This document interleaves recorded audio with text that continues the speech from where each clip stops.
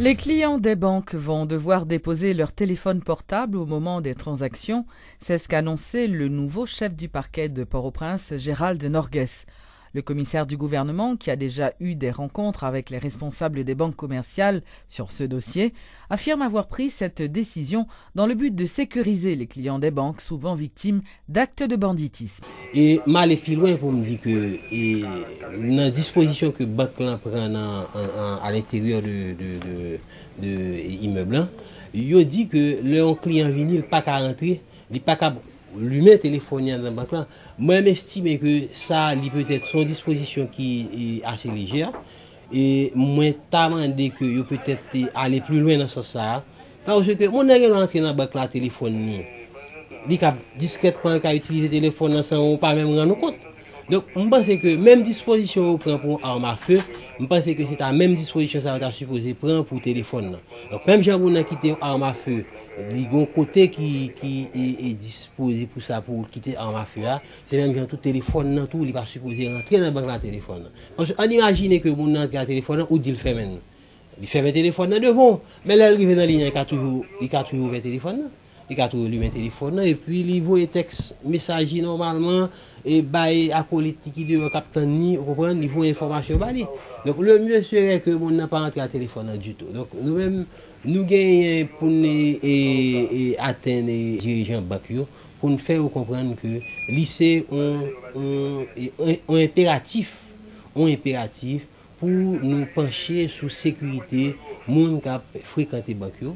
Donc ça veut dire que téléphone c'est un outil pour me des outils qui permettent que tout ce qui est fait. Donc pour nous capable solutionner le problème donc le mieux serait que nous ne pas rentrer à téléphone du tout dans la banque là, que quitter le téléphone non un droit qui est aménagé pour ça. Le départ de la MINUSTAH est conditionné au renforcement de la PNH et à la mise en place des institutions qui symbolisent l'état de droit, selon le représentant du secrétaire général de l'ONU en Haïti, Mariano Fernandez Amunategui, qui présentait ce mardi la résolution 2070 prolongeant d'1 an le mandat de la MINUSTAH.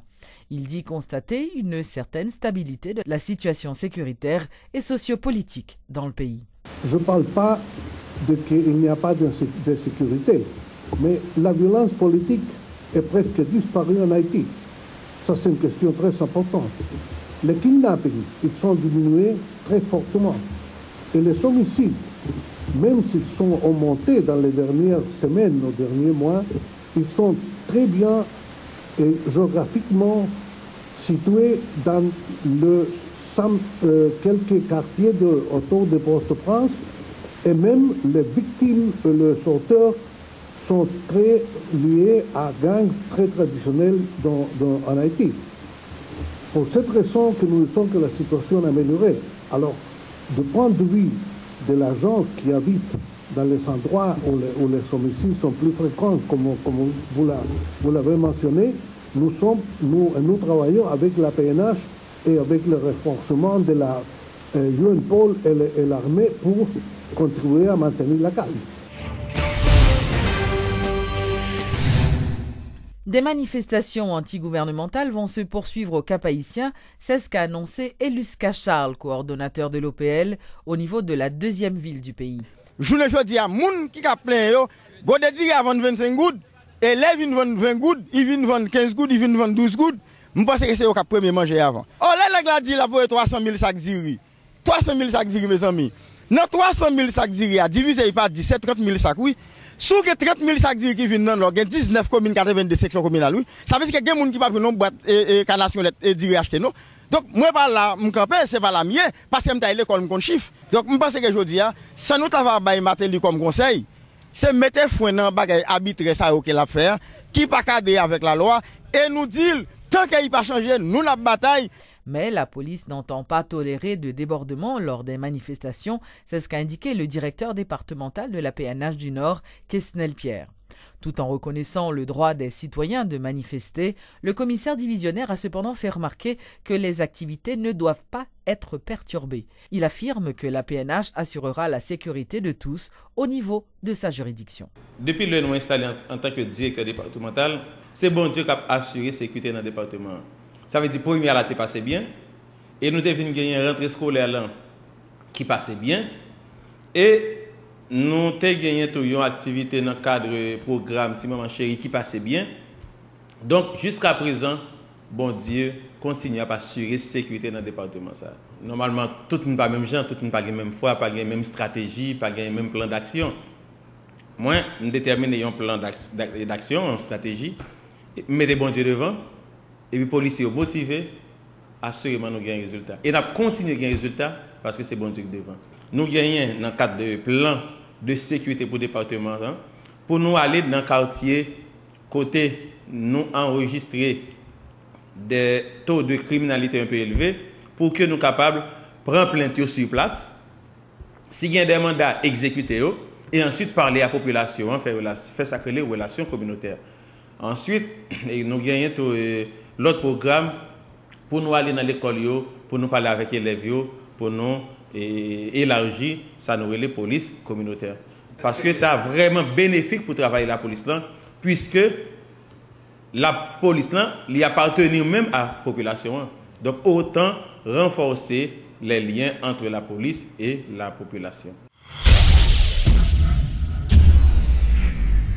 Le groupe de support contre le cancer organise le dimanche 28 octobre une marche festive qui partira de la Boule 12 pour se rendre à l'Observatoire de Boutillier.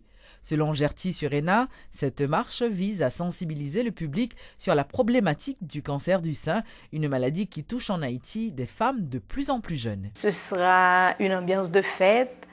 D'ailleurs, il y aura des ballons accrochés au lampadaire, il y aura des sandwichs à vendre, mais en rubané de rose, parce que c'est le rose qui signifie le cancer du sein.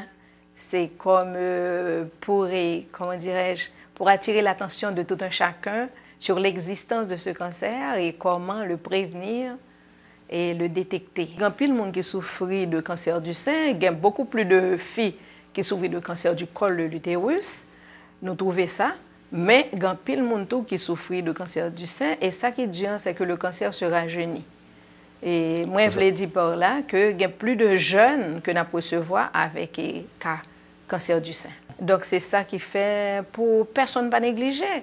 Dès pour commencer dans règle ou bon commencer dans mouvement sexuel, c'est pour apprendre qu'on corps moyen sein ou ça crée les auto-examens ou apprendre faire li.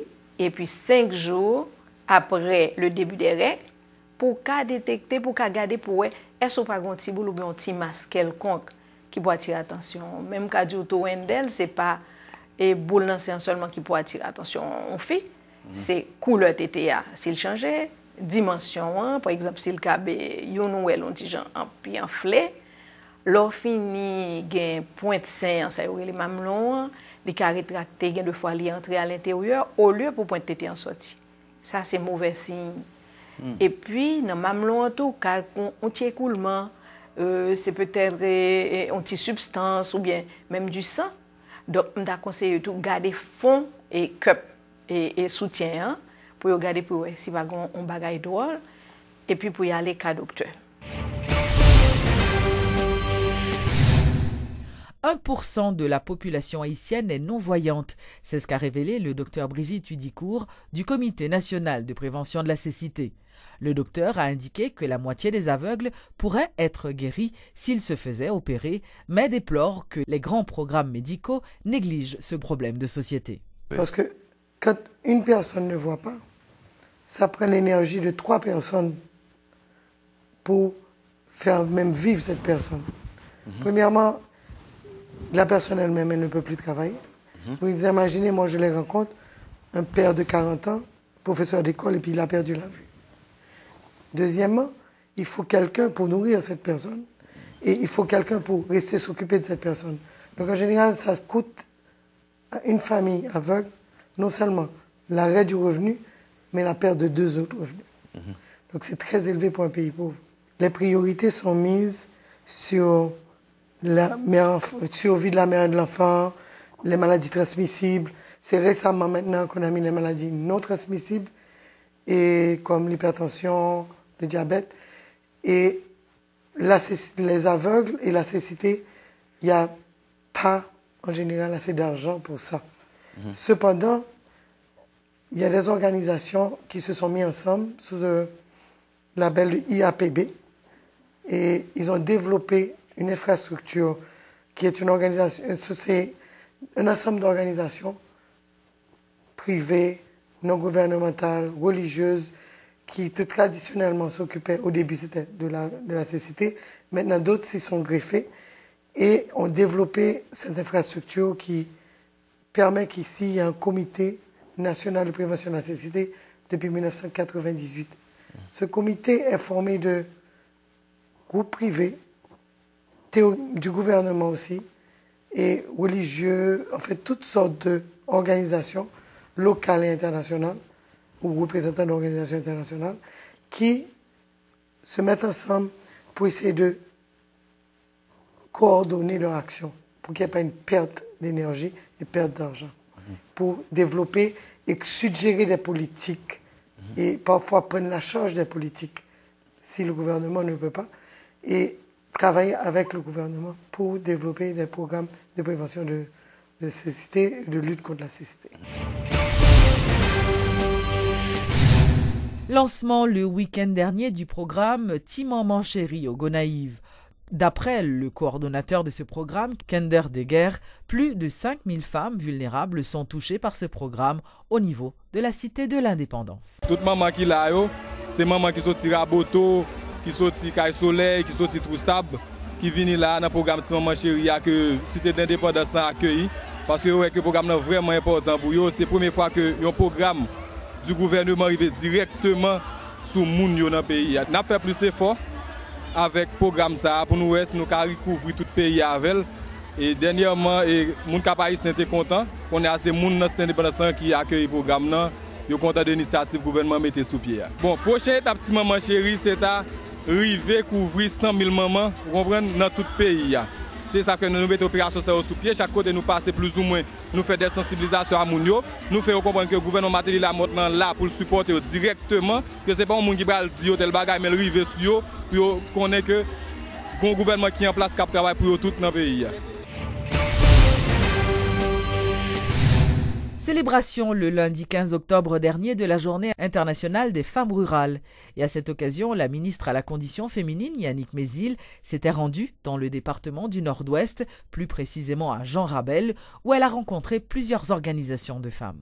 Autonomisation femmes rurales, pour nous, c'est permettre aux femmes de joindre beaux crédits, beaux formations professionnelles, beaux éducation de qualité, beaux outils agricoles, avec semences, pour qu'à travail avec dignité dans un pays côté tout droit moun respecté. Président Mateli dans la campagne électorale te prend engagement pour le travail bon côté femmes paysannes pour changer les conditions de la vie yo. Présence nous ici la jodia, c'est une preuve que le gouvernement Mateli la montre là pas oublier nous. Pas trop longtemps, moi gagné pour me retourner dans le département Nord-Ouest pour me venir établir un programme crédit pour femmes yo.